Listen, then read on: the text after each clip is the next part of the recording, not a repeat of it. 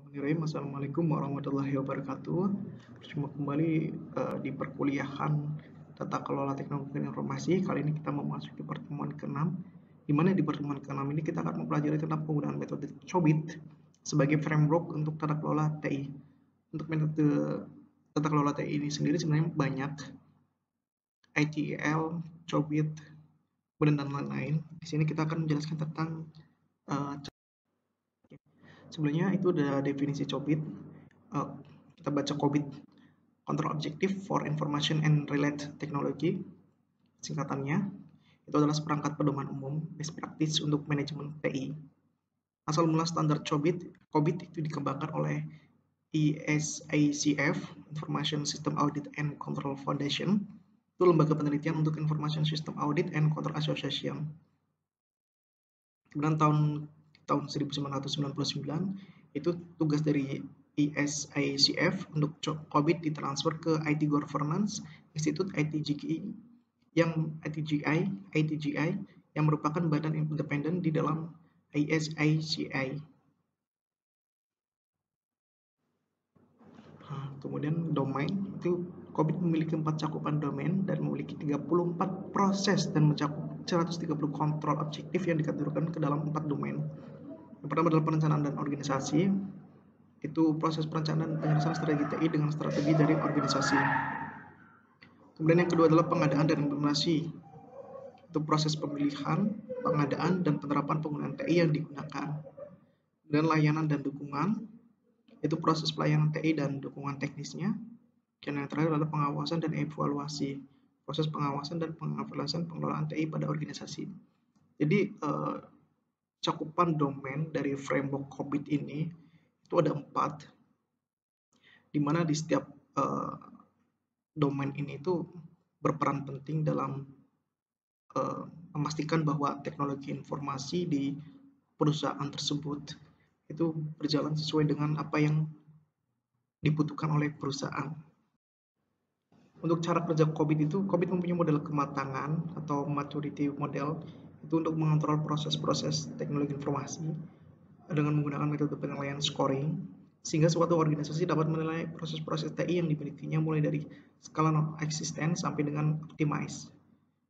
Rentangnya 0 sampai 5. Untuk maturity model ini akan memetakan yang pertama itu ada current status dari organisasi, itu untuk melihat posisi organisasi saat ini. Dan current status dari kebanyakan institusi saat ini sebagai perbandingannya. Kemudian current status dari standar internasional sebagai perbandingan tambahan. Kemudian strategi organisasi dalam rangka perbaikan level yang ingin dicapai oleh organisasi tersebut. Untuk pengukuran COBIT itu memiliki pengurangan lainnya, itu seperti critical success factor, yaitu mendefinisikan hal-hal atau kegiatan penting yang dapat digunakan manajemen untuk dapat mengatur proses TI di organisasinya. Kemudian key goal indicator, KGI, yaitu mendefinisikan ukuran-ukuran yang akan memberikan gambaran kepada manajemen apakah proses-proses teknologi informasi yang telah memenuhi kebutuhan proses bisnis yang ada. KGI itu biasanya berbentuk kriteria informasi. Yang pertama adalah ketersediaan informasi yang diperlukan dalam mendukung kebutuhan bisnis, tidak adanya resiko integritas dan kerahasiaan data, efisiensi biaya dari proses dan operasi yang dilakukan, dan yang terakhir itu konfirmasi reliabilitas, efektivitas, dan compliance. Dan yang terakhir ini yang sering digunakan itu key performance indicator, itu mendefinisikan ukuran-ukuran untuk menentukan kinerja proses-proses TI dilakukan untuk mewujudkan tujuan yang telah ditentukan. KPI itu biasanya berupa indikator-indikator kapabilitas, pelaksanaan, dan kemampuan sumber daya TI. Nah, tentunya untuk KPI ini sendiri teman-teman pasti tahu ya, di setiap perusahaan itu pasti ada KPI-nya sendiri-sendiri. Bagaimana untuk perusahaan itu membuat sebuah kebijakan yang nantinya itu diimplementasikan oleh sumber daya manusianya atau karyawan-karyawan atau pegawai yang ada di perusahaan tersebut. Nah, di situ nanti COBIT ini bisa menilai apakah KPI-nya itu sudah sesuai dengan standar dari perusahaan. Jadi COBIT and IT Control Framework itu ada COBIT Vision. Visinya itu adalah sebagai model untuk penguasaan IT. Ada COBIT Mission. Misinya itu melakukan penelitian, pengembangan, publikasi, dan promosi terhadap kontrol objektif dari teknologi informasi yang secara umum diterima di lingkungan internasional untuk pemakaian sehari-hari oleh manajer dan auditor. Jadi untuk COVID ini sendiri itu udah diakui secara internasional bahwa framework ini itu bisa digunakan untuk menganalisis dari tata kelola teknologi informasi di sebuah perusahaan. Apakah sudah sesuai dengan tujuan dari perusahaan tersebut atau untuk COVID framework sendiri itu ada 3 tahapan. Itu ada IT research, IT process, kemudian business requirement-nya. Di IT research itu berisi tentang data, information system, kemudian teknologi, fasilitas, dan sumber daya manusianya. Nah, kemudian dari sumber IT ini itu diproses. Nah, prosesnya itu ada perencanaan dan organisasi, pengadaan dan implementasi, kemudian pengantaran dan dukungan, dan yang terakhir adalah pengawasan dan evaluasi. Nah, di IT proses ini kemudian masuk ke business requirement-nya, kebutuhan dari bisnis itu sendiri. Yang pastinya itu kan efektivitas, efisiensi, kerahasiaan, integritas, ketersediaan, pemenuhan, dan kehandalan dari sebuah informasi yang dipakai dalam perusahaan tersebut.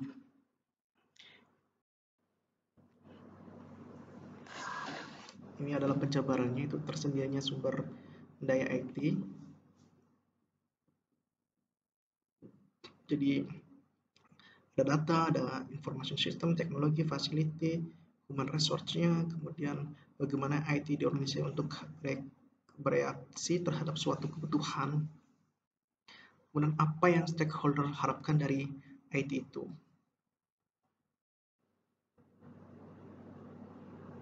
Untuk domainnya sendiri ada plan and organize dan acquire and implement. Untuk plan and organize itu ada topiknya itu ada strategi dan taktik, perencanaan visi, organisasi infrastruktur. Pertanyaannya itu apakah IT dan strategi bisnis sudah ditetapkan? Dan apakah perusahaan sudah menggunakan secara maksimum sumber dayanya? Apakah semua orang di dalam organisasi sudah memahami sasaran dari IT-nya? Apakah resiko IT sudah dipahami dan diatur? Apakah mutu sistem IT sudah sesuai dengan kebutuhan bisnis? Nah, ini biasanya untuk plan and organization ini sangat dibutuhkan IT konsultan di sebuah perusahaan itu. Jadi ketika nanti ibaratnya ada yang mensosialisasikan ketika aplikasi itu atau sistem informasi atau software itu dibagi di sebuah perusahaan, itu harus ada yang menjamin bahwa semua sumber daya manusia, human resource ini di dalam perusahaan itu semua udah paham maksud IT ini tuh untuk apa, kemudian tujuannya itu seperti apa, itu harus paham sehingga nantinya itu penerapan teknologi informasi yang ada di perusahaan itu bisa digunakan secara optimal. Kemudian ada acquire and implement, topiknya itu ada IT solution, kemudian perubahan dan pemeliharaan. Nah, pertanyaannya itu, apakah proyek baru dapat memberikan solusi terhadap kebutuhan bisnis? Apakah proyek baru dapat selesai tepat waktu dan sesuai anggaran? Apakah sistem kerja yang baru bisa diterapkan dengan baik? Apakah perubahan yang dibuat tidak merepotkan kegiatan bisnis yang berjalan? Nah, ini tentunya kalau misalkan membuat sebuah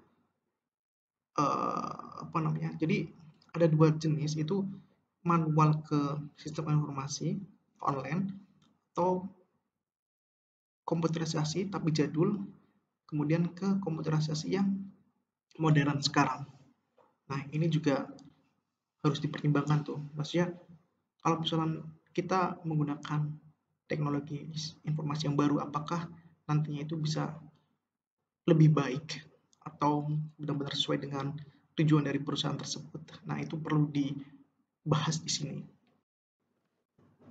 Kemudian deliver and support, itu topiknya itu adalah layanan, pengantaran dan dukungan. Kemudian dukungan proses penyusunan, pengolahan sistem aplikasi. Pertanyaannya itu apakah layanan IT yang diberikan sesuai dengan prioritas bisnis? Nah, tentunya di sebuah perusahaan itu kan ada prioritas bisnisnya tuh. Maksudnya lebih ke mengutamakan kemananya, ke pelayanan terhadap pelanggan, kemudian ke promosi, ke harga atau apapun itu. Kemudian apakah biaya IT dapat dioptimalkan? Optimalkan di sini itu maksudnya ditekan. Hasilnya bagus, tapi harganya murah, biayanya itu murah. Kemudian apakah pekerja mampu menggunakan sistem IT lebih produktif dan aman? Nah, ini yang benar-benar dibutuhkan. Karena memang human error itu sangat susah ya diantisipasi ya. Kayak kemarin juga kalau misalkan teman-teman lihat yang digembok, digembok itu, ya ternyata banyak juga kan karyawan di perusahaan X itu yang membocorkan data. Nah, itu yang benar-benar perlu digarisbawahi oleh perusahaan atau dari owner di perusahaan tersebut. Kemudian apakah keamanan, integritas, dan kebersihan sudah pada tempatnya? Ini juga perlu ditinjau ulang kembali. Nah, kemudian monitor and evaluate. Topiknya itu ada penilaian overtime, jaminan pengiriman, sistem pengendalian manajemen kesalahan, pengukuran pekerjaan. Dan pertanyaan adalah, dapatkah IT mendeteksi suatu permasalahan sebelum semuanya terlambat? Nah, contoh kalau yang misalkan tentunya dengan IT ini kita kan bisa mengetahui grafik penjualan kan. Nah, katakanlah misalnya grafiknya itu awalnya itu tinggi, kemudian kok tiba-tiba turun. Itu kenapa? Nah, kalau misalnya teknologi informasi yang baik itu tahu maksudnya penyebabnya itu apa. Jadi ada pengambilan keputusannya, sehingga nantinya itu dari pengambilan keputusan itu diimplementasikan ke perusahaan itu, sehingga yang tadinya turun itu bisa naik ke atas seperti itu. Nah, tentunya pengambilan keputusan ini bukan pengambilan keputusan yang absolut atau mutlak ya. Itu ada pertimbangan dari sumber daya manusianya sendiri. Nah, apakah jaminan kemandirian yang diperlukan dapat memastikan bidang-bidang kritis bisa beroperasi sesuai dengan yang diharapkan? Nah, ini juga perlu diperhatikan. Nah, ini ya, COVID framework sudah ya. Ini berdasarkan dengan model waterfall, itu IT proses, business requirement, control statement, dan control practice. Kemudian ada business objective, kriterianya sama, kemudian monitor and process, IT research, data application system teknologi fasilitasi ya, plan organize, acquire and implement, deliver and support, monitor and evaluate. Di sini masing-masing komponennya, kriterianya. Ya, ini nantinya masuk ke gimana cara kerja dari framework COVID ini untuk menyelesaikan sebuah tata kelola teknologi informasi di sebuah perusahaan, apakah sudah sesuai dengan visi misi dari perusahaan tersebut.